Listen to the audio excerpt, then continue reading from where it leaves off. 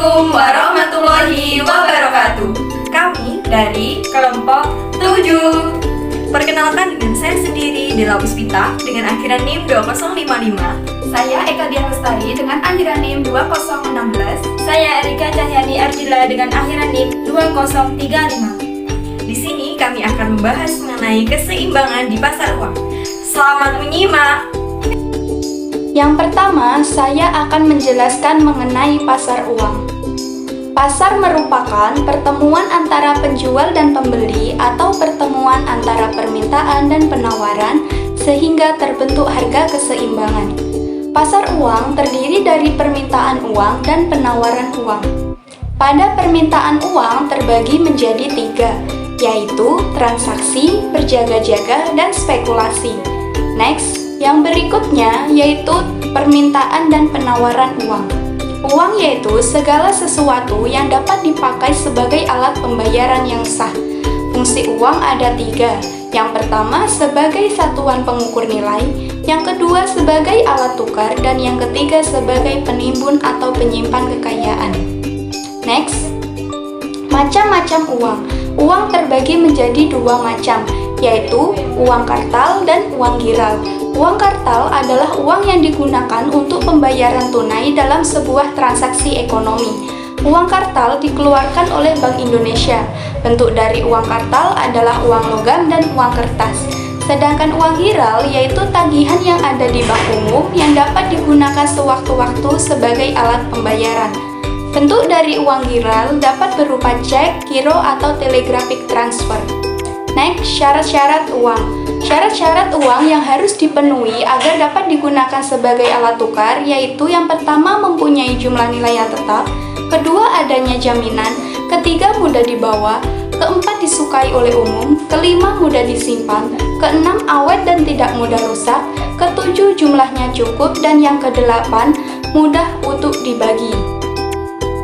Tujuan dari uang ini yaitu untuk mempermudah kegiatan pembayaran serta menurunkan tingkat resiko.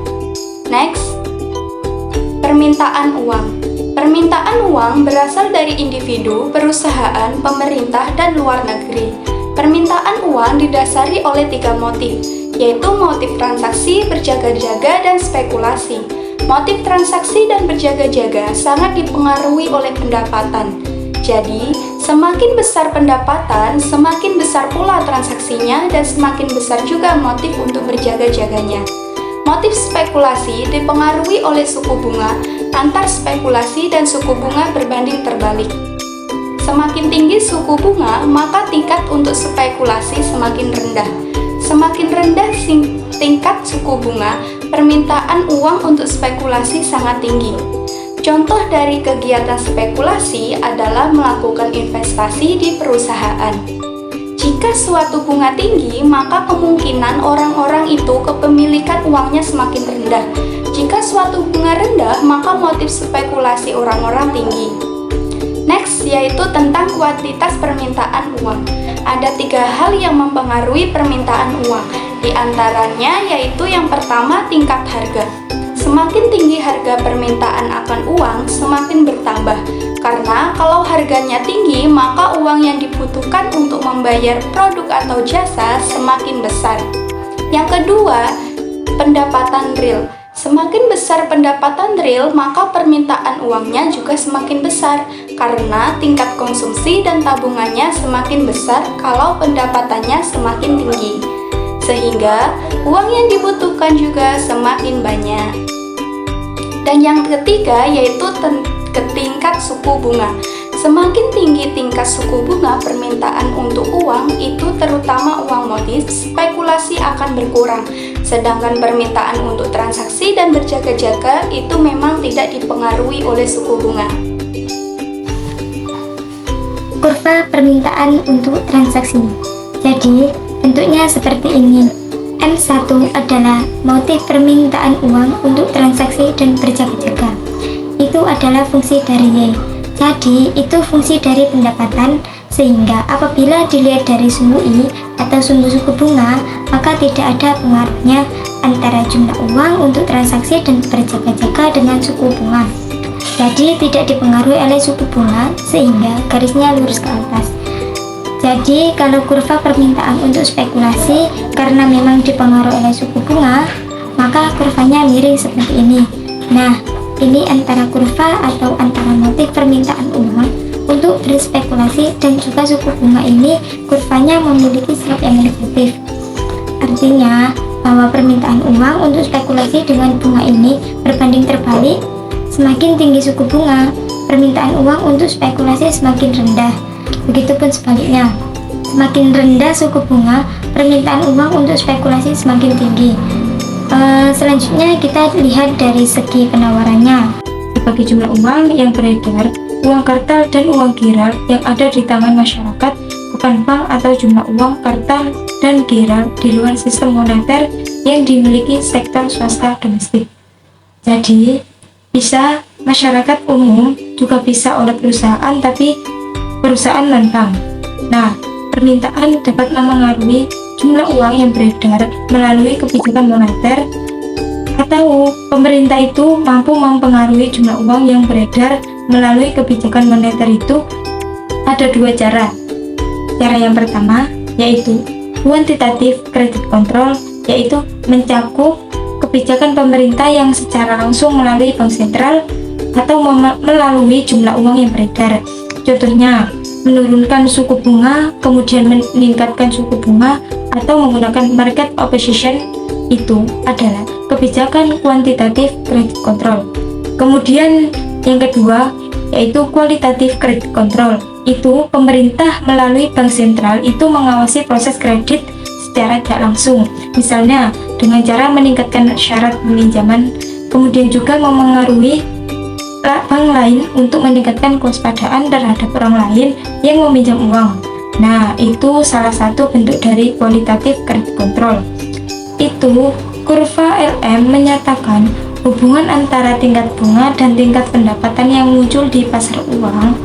Itu hubungannya dapat dilihat dari teori tingkat bunga, atau disebut juga teori preferensi likuiditas atau teori of liquidity preference, bahwa mempengaruhi permintaan maupun penawaran baik itu di pasar IS maupun pasar LM itu adalah suku bunga. Nah, maka kurva LM pun itu menyatakan hubungan antara tingkat bunga atau suku bunga atau pendapatan yang muncul di pasar uang. Nah, hubungannya dapat dilihat pada teori tingkat bunga, disebut juga teori of liquidity preference. Selanjutnya yaitu teori preferensi likuiditas. Keynes, The General Theory, menjabarkan pandangannya tentang tingkat bunga yang ditentukan dalam jangka pendek. Likuiditas adalah teori preferensi likuiditas. Teori itu menyatakan tingkat bunga disesuaikan untuk menyeimbangkan penawaran dan permintaan untuk aset perekonomian yang paling likuid sampai uang. Perpotongan Keynesian merupakan kerangka untuk kurva IS, sedangkan teori preferensi likuiditas adalah kerangka untuk kurva LM. Teori preferensi likuiditas mengasumsikan adanya keseimbangan uang real tetap, yaitu di mana M sama dengan jumlah uang yang beredar, P sama dengan tingkat harga, M atau P sama dengan penawaran keseimbangan uang real. Teori preferensi likuiditas menegaskan bahwa tingkat bunga adalah salah satu determinan dari beberapa banyak uang yang dipegang oleh seseorang. Alasannya adalah bahwa tingkat bunga merupakan biaya oportunitas atau opportunity cost dari memegang uang. Syarat equilibrium pasar uang jika permintaan uang sama dengan penawaran uang. Selanjutnya yaitu variabel yang perlu diperhatikan. L1 yaitu permintaan uang untuk transaksi atau LT ditambah permintaan uang untuk berjaga-jaga atau LJ, yang besar kecilnya bergantung kepada yield.